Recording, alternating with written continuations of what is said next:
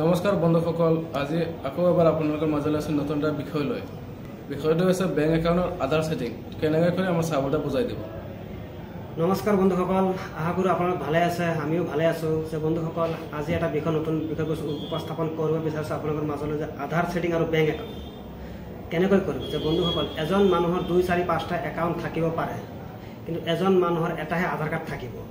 গভৰ্ণমেণ্টে কি কৰিছে, DBT payment, যাক কোৱা হয় ডাইৰেক্ট বেনিফিচিয়াৰী ট্ৰান্সফাৰ, এই পে'মেণ্টটোৰ ক্ষেত্ৰত আধাৰ শ্ৰেণীটো যিকোনো এটা বেংকৰ একাউণ্টতহে প্ৰযোজ্য কৰিছে।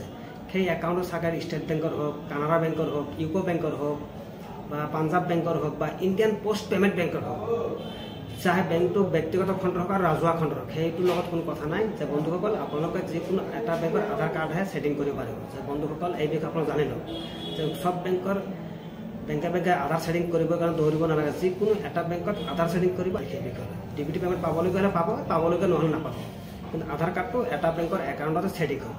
তো বন্ধুসকল, মোৰ ভিডিঅ'টো যদি ভাল লাগে লাইক, কমেণ্ট, শ্বেয়াৰ কৰি পেজটো ফ'ল' কৰি দিব। ধন্যবাদ।